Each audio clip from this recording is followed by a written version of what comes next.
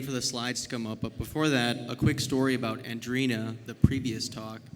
So I moved to New York back in like September, and I actually onboarded into Andrina because it was like the easiest way to get internet. I didn't have to like have someone come to my apartment for no reason, and this was before I knew it was an EV3 portco, so that's how you know it's a good product.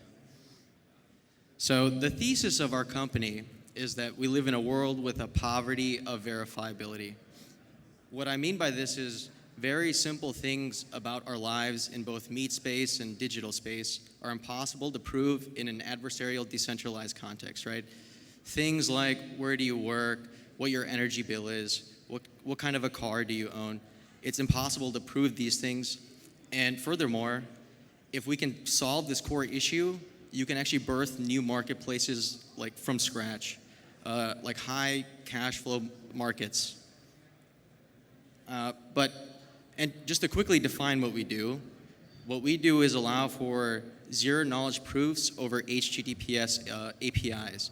Simple example, I can let you prove your bank balance and that the data came from api.chase.com, right? But to really understand why this is so useful, I think if I tell you the story of how I got obsessed with these ideas, it'll be helpful context. So I think the story really starts back in college. Back in college, I was helping a family friend figure out where to put Airbnbs in Chicago, right? And the idea I had at the time was to reverse engineer the Uber mobile app, use that API to scrape it for where drivers are in the city, and to use that as a proxy for where young people go in the city of Chicago.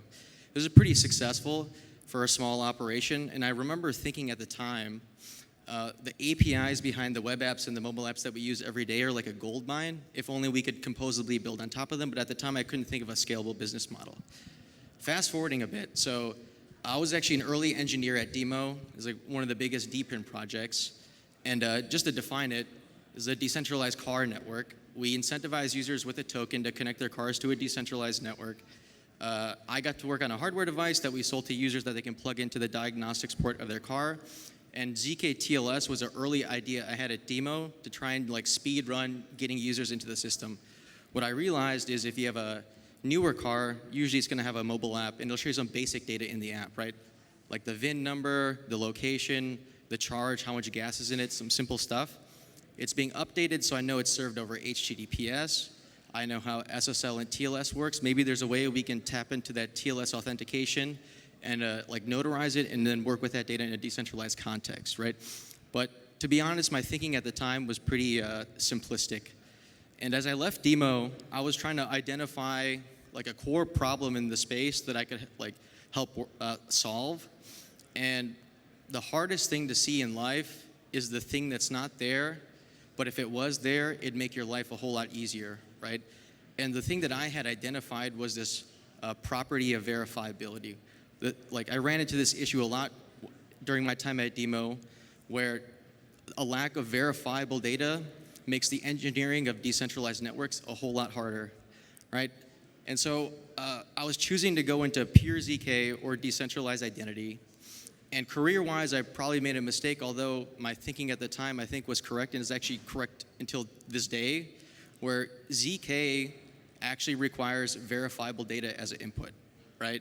If you want to do like the classic example, prove that you're over 21 without disclosing your birth date, you need your birth date like signed by the government so you can verify that in a zero knowledge proof. If you don't have that property of verifiability, you can't actually use zero knowledge to build like a complex system, right? So I thought, let me go work in decentralized identity, increase the amount of verifiable data we have in the world, and later we could turn around and use ZK for more user-facing things.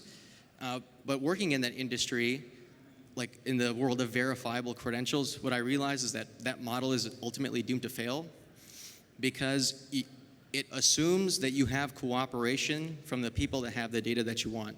So if you want like your bank statement as a verifiable credential signed, there's only one way to make it happen. You have to go talk to the bank, convince them to add a code to their servers where they start spitting out signed statements, right? There's many companies in this space that raise tens of millions of dollars, and they really haven't done all too much useful, in my opinion, and I attribute it to this assumption of cooperation. So I thought back to this early idea I had at Demo of zkTLS because there's already a lot of useful information exposed over HTTPS. If we can notarize it, work with it in a decentralized context, we bypass the need for cooperation, and we can flood the market with more verifiable data than you could figure out what to do with. So I went down. An important thing to know, though, HTTPS by itself is a very weak form of verifiability. So if you're a part of the connection, right, you make a connection to like twitter.com or something, the response you get, you know, is valid, but if you try to show it to a third party, you actually lose that verifiability. So to give HTTPS strong verifiability, there's only like 3 ways to go about doing it. One, you could just use a raw TE assumption where you have like an Intel SGX unit make the network request to the target server, but I don't think in the Web3 world people are going to stand for that. You could also use like an intermediated approach where you proxy the request through a third party that just like signs an attestation of what data they saw go through the pipe. I'm not a fan of this approach because at scale it can get blocked. There's a choke point at your proxy, and the overall best approach, the one that we use, is a fancy MPC scheme using garbled circuits with oblivious transfer. And an important thing to note is this is a 2-party MPC scheme. And for a very long time, even if you use the MPC scheme, you run into a collusion issue where you can fake proofs. And I ultimately came to the conclusion that like what we're doing today is actually impossible. And it's because if you want to add more parties into the MPC scheme, that's one approach you could think of. It would end up being so slow, you'd time out the request. And so we're stuck with a 2-party MPC scheme. And then if you want to generate the proof multiple times to get more like guarantees, if you design that system, you'll end up with something where you can start slashing honest nodes even though they did nothing wrong, right? So you can't put that into production. But back in the fall, I was working on the Farcaster identity contracts. It was like the network I met Vinny at. And I had an insight that led to a really slick solution to this issue that I thought was impossible to solve. And shortly after, I decided we started Opacity. And so there's a few ways to think about how we do, but I think the best way to think about it is that we are essentially sacrificing cooperation from these big tech companies in exchange for strong cooperation from the user, right? Because we actually need the user to log in and cooperate in generating these proofs. And so it's like a rare like coincidence where an economic gold mine where there's a lot of money to be made here comes along with the morally superior position, right? Because we have to act in the user's best interests, and we have 2 partner companies who are going to give some presentations I think will blow your guys' minds, and I want you to keep this in the back of your head while they're talking. Yep. So I'll hand it off to Nash. Is this on? Nice. I think I'll use this. Every time a couple statements. We just gave this exact same presentation in Brussels, and it was 45 minutes long, so this is about to be a heroic effort in speech compression.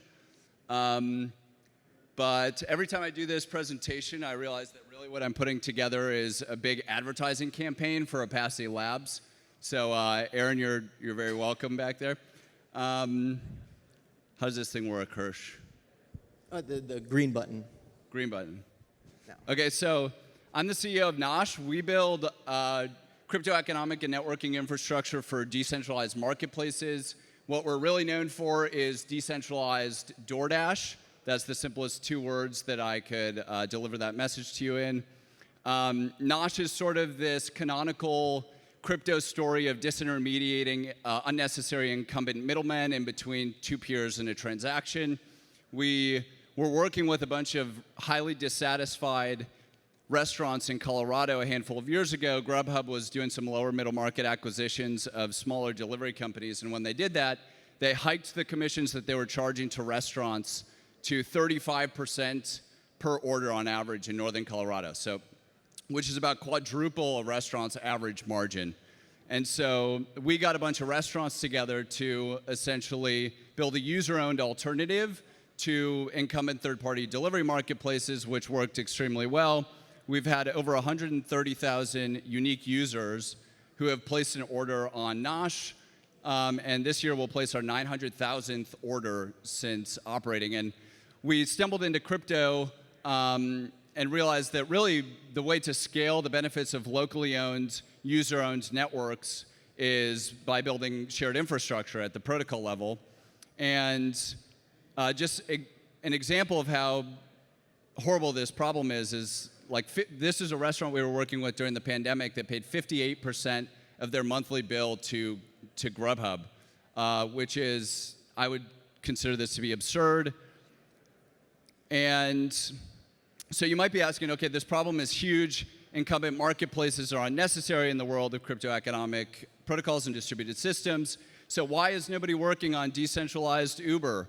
Well, everybody has been working on decentralized Uber. This is like one of the OG ideas of crypto. I think Vitalik had a post about a decade ago talking about decentralized Uber. And so you might ask, why has this never worked in the history? Why has this never worked? There's this perpetual question of why now? And I think that the difficulty is captured well in this quote by Andy Ratchcliffe, who's a partner at Benchmark. And he says, once a company has achieved product market fit, it is extremely difficult to dislodge it, even with a better or less expensive product. And I think the sort of dogma in Silicon Valley is that you need at least a 10x improvement on either cost, distribution, or convenience in order to disintermediate a marketplace. So some sort of huge technological breakthrough needs to exist in order to be able to disintermediate incumbent marketplaces. Network effects are what you could attribute the defensibility of these businesses to.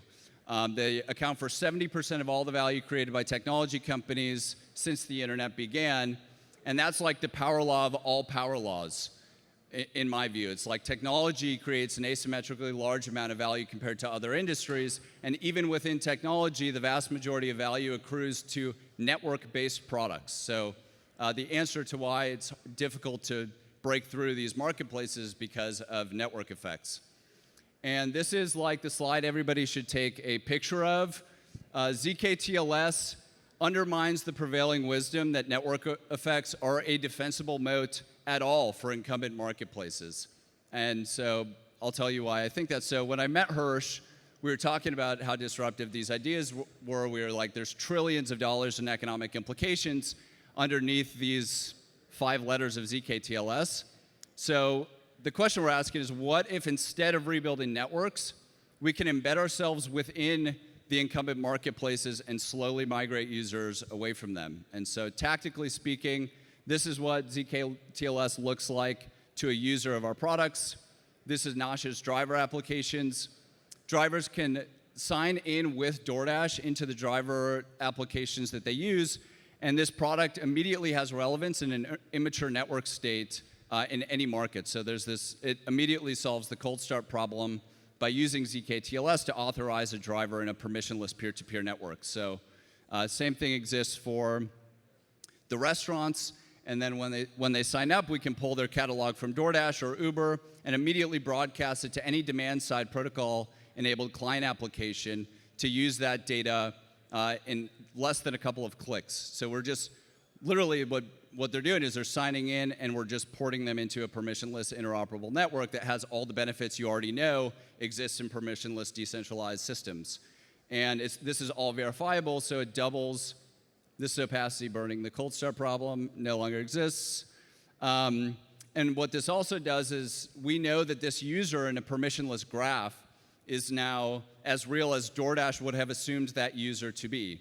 And so this zkTLS doubles as Sybil resistance in a permissionless network, which initializes security and trust and allows us to unlock new forms of capital formation because we know users aren't a single individual engaging in self-dealing or collusion activities.